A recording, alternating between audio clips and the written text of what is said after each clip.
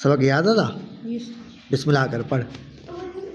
हिक बेरे नबी करीम सल्लल्लाहु अलैहि वसल्लम जिन सल्लल्लाहु अलैहि वसल्लम जिन फरमायो जन ना पुट जबरदस्त जन फरमायो त इस्लाम खे जेतिरो फ़ाइदो अबूबकर जे माल पहुचायो आहे ओतिरो ॿिए कंहिं जे माल न पहुचायो आहे। नबी करीम सल्लल्लाहु अलैहि वसल्लम जन तबूक वारे जंग जे तयारी वक़्तु सभिनी मुसलमाननि खे माली मदद करण लाइ हुकुम कयो। उन मौक़े ते हज़रत अबूबकर सिद्दीक़ रज़ियल्लाहु अन्हु पंहिंजे घर जो समूरो सामान आणे संदन अॻियां हाज़िर कयो। हज़ूर अकरम सल्लल्लाहु अलैहि वसल्लम जन खाइन पुछियो त अबूबकर घर में बि कुझु बचायो अथी?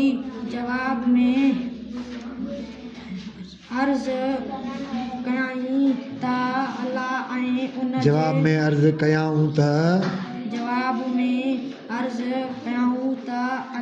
ऐं उन जे रसूल जो नालो ई घर में छॾे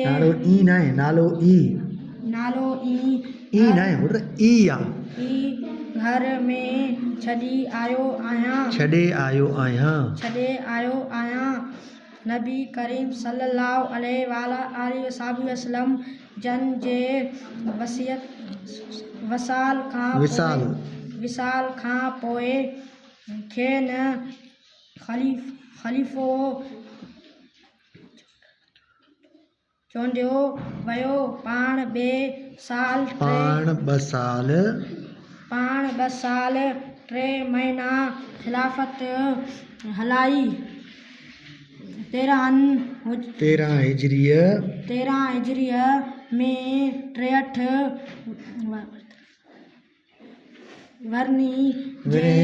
विरह जे ॼमार में वफ़ात कयाऊं। खेनि नबी करीम सल्लल्लाहु अलैहि वसल्लम जन जे भरिसां दफ़नायो वियो।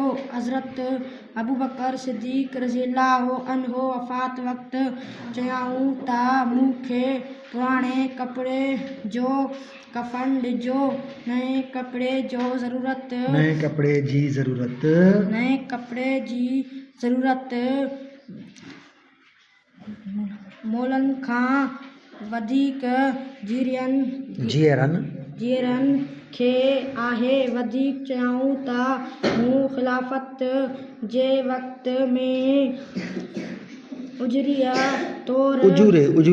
उजूरे तौर जेका रक़म मुसलमाननि जे माल मां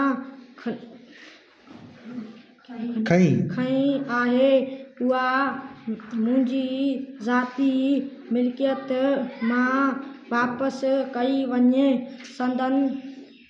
संदन ज़िंदगी असां सभिनी लाइ वॾो सबक़ु आहे।